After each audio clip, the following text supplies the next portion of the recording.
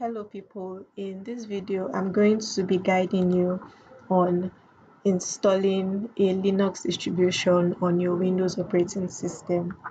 So if you do not make use of a Windows OS, this video is not for you. But then you could decide to stay if you want to see how it is done and learn one or two things. So for my Windows users, there are some tools or applications that you may have to work with as data engineers that are only built for Unix-based operating systems. For example, we have our most commonly used data orchestration tool, Airflow. You cannot make use of Airflow on a Windows system, on a bare Windows operating system. You have to either install WSL, which is the Windows subsystem for Linux, or make use of a Unix-based system like Mac OS or a Linux distribution. So luckily for us, Windows has created a tool for us to be able to install Linux distributions and use applications or tools or the bash command line directly on our Windows system. You could also be working in an organization where they do not make use of Windows and you have to interact with the bash command line. You'll be learning how to make use of the Linux bash, right, with our WSL installed on our Windows OS. So to work with uh, WSL, to work with the Linux distribution, I have to minimize this. And I'll go to my search box and search for command prompt. Type cmd and run as administrator. Then I'll type WSL space two dashes install and press enter. I have WSL pre-installed on my system, I believe. So I'm going to type WSL again just to make sure. Delete this and press enter.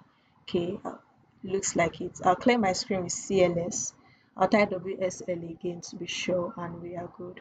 What we need to do now is install the distribution. So I'll type WSL space two dashes list dash two dashes online. This is showing me all of the distributions we have available in WSL. So now I want to install Ubuntu. So I'm going to type WSL space two dashes install space dash D. The version I want to install is the 20.04 version. So I'm going to type it as it is there. Capital U Ubuntu dash 20.04. Then I'll press enter.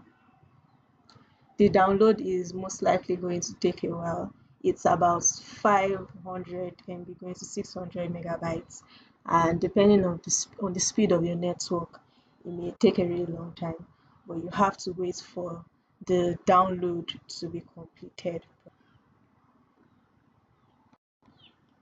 If you encounter a problem with your installation, with your download, you would have to retype the install command because we have to install this distribution.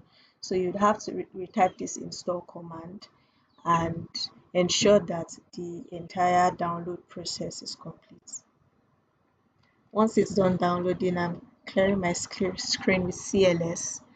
Then I want to ensure it was downloaded.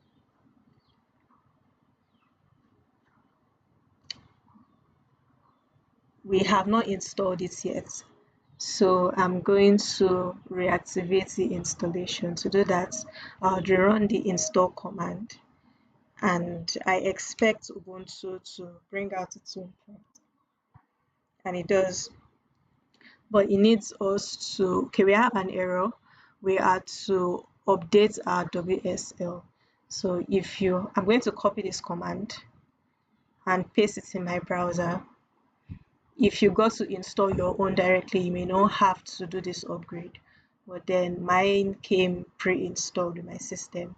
So I'm going to click on this link here to download the installer. It's currently downloading. Just scroll here. Okay, once we are done downloading, we'll have to type in this upgrade command to set it as default. So I'll just wait for the download to be completed. And it's done downloading. I'm going to click on the MSI file, the download, and click on next. Windows is prompting me to allow the change, so I'll click on next and I'll click on finish. Come back to my CLI. Remember, we have to do that set default, so I'll have to type it out as it is written there, set default dash version space 2. It says the operation is completed successfully. Yeah, so we can move back to our command line and rerun the installation command. I expect everything to go fine from here, and it looks like it is. The next thing I expect from Ubuntu is for it to ask me to create a profile by entering my username and password. So let's see where it takes us to.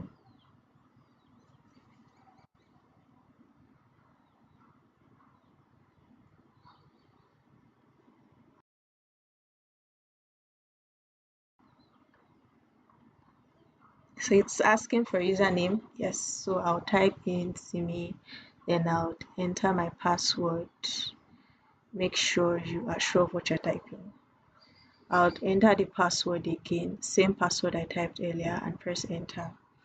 And we are good to go.